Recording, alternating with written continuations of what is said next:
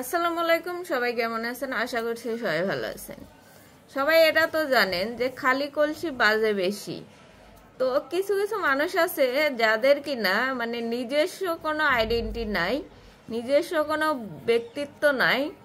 সে তার বংশ নিয়ে গর্ব করে, কিন্তু সে তার বংশ নিয়ে গর্ব করলে কি হবে? তার নিজের কোনো যোগ্যতা নাই, কিন্তু তার দাদার দাদা কি করছিল, তার বাপে কি করছিল, মানে এইগুলা নিয়ে শুধু সবসময় চর্চা করতে থাকে।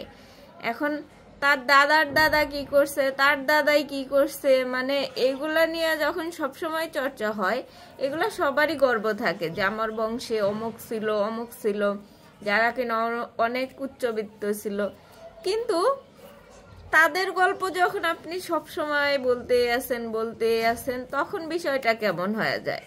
মানে আপনার নিজের কোনো যোগ্যতা নাই, কিন্তু আপনি আপনার অমুক দাদা এই ছিল, তমুক দাদা এই ছিল, অমুক চাচা এই ছিল, আপনার বাপ চাচা দাদা দিয়ে তো আপনার কোনো লাভ নাই।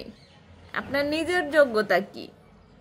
আসলে কিছু মানুষ নিজের যোগ্যতা নাই এই জিনিসটা তারা মানতেই চায় না। তারা অন্যের যোগ্যতা দিয়ে মানে নিজেকে প্রকাশ করতে চায়, কিন্তু নিজে যে একটু ভালো কিছু করবে সেই যোগ্যতা তো তাদের নাই। বরং তারা উল্টা আরো তার বাপদাদার 14 গোষ্ঠীর মানে কার্যকলাপ নিয়ে গল্প করে।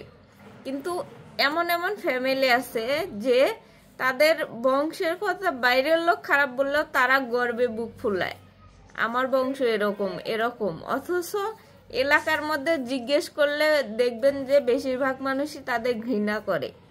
কি জন্য? কারণ বাংলাদেশে এখন বেশিরভাগ এরকম পরিস্থিতি যে সবার মধ্যে মারামারি কাটাকাটিটা এমন বেশি হয়ে গেছে, মানুষের সাথে ঝগড়াঝাটি মানে এই এত পরিমাণ বেড়ে গেছে যে এই জিনিসটা তারা নিজেরা জানেই না যে তাদের নাম কত খারাপ এলাকার মধ্যে। কিন্তু তারা দিব্যি গর্বের সাথে সবার কাছে বলে বেড়ায় তাদের বংশ এরকম ওরকম, তাদের দাদারা এরকম, বাপেরা এরকম, চাচারা এরকম। মানে অন্যজন ভালো সেটার পরিপ্রেক্ষিতে যে আপনিও ভালো হবেন এর তো কোনো মানে নাই। তো যারা এরকম গল্প করেন তাদেরকে বলতেছি যে নিজের যোগ্যতা আগে গড়ে তোলেন, তারপরে গল্প করেন।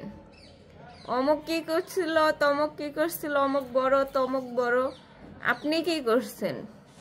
আপনার যোগ্যতা কতখানি সেটা আগে ভাবেন। ভালো থাকবেন। আল্লাহ হাফেজ।